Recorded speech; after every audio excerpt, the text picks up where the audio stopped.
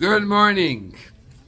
Today we are the 5th of Tishrei, the second way of understanding Teshuvah. Second path in Teshuvah. The first path in Teshuvah we said, Tav Tamim Tiem Hashem Elokecha, you have to take things with your whole heart when you serve Hashem. Be sincere. The second one is Shin. Shiviti Hashem lenegdi tamid. The presence of God is always before me. What does that mean? Havaye, the name of Hashem, Yud Ke Vav Ke, that we say Hashem, Amonai, Morealit Avut Haolam V'Itavut Hanivraim. Havaye comes from the word lehavot, which means it brings into existence the world, the universe, time, space, the creations come into existence through the name of Hashem. Asher itavuta bria kula v'chayuta u'bederech en aroch me'ayin leyesh. The whole creation is created ex nihilo. What's ex nihilo?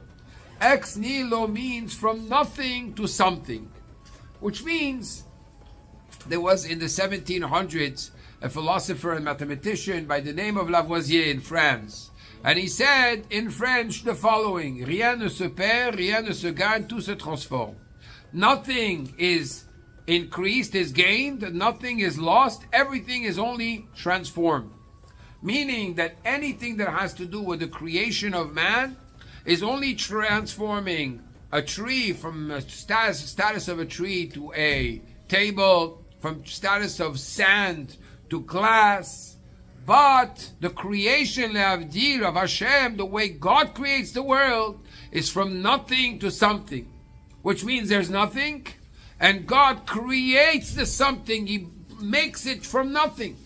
And therefore, what is the great difference between both? When somebody creates a table, for example, he didn't create, he just transformed the table. The tree didn't need him before, and the table doesn't need him after he made the table.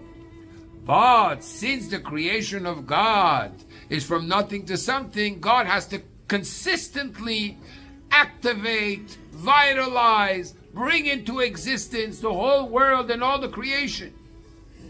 And that's in a way that the essence of God is involved in the creation of the world. So we say here, Shiviti Hashem lenegdi tamid. What does that mean? So he says, "V'hi avodat hatshuva be'abal yedezeh asher tamid enegen elav inyan ha'avaya shel ha'olam umlo'o." What does it mean? The presence of Hashem, who creates heaven and earth, consistently is always before me.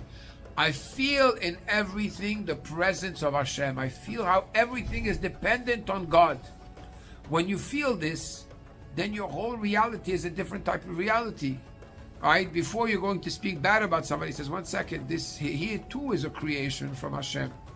Before you use something for the wrong purpose, you start thinking a second, is this part of the master plan of where Hashem put his energy? The Ari HaKadosh says, on another note, that during these days of Aseret Yemei Teshuvah, we cry. The normal understanding, the classic understanding is a person cries because he remembers all the sins that he did and so on and so forth, and that's why he cries. Comes the Baal Shem Tov and turns it around. And he says the cry of a Jew during Aseret Yemei Teshuvah is a cry of joy. Why? Because sometimes you get great news. You just had a baby, you had a grandchild, you have a child that just got married, Baruch Hashem.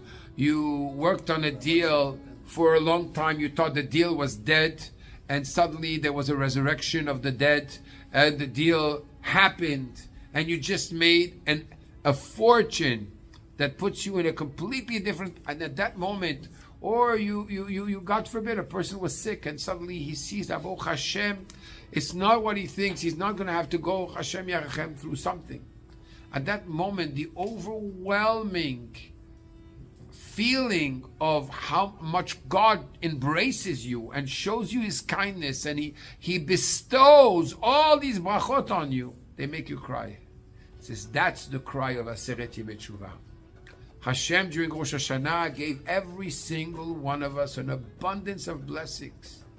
And the cry we should have is, wow, I can't believe that He still entrusts in me that I'm going to be His channel to be able to continue serving Him. And just for that, I'm crying of joy. God bless you.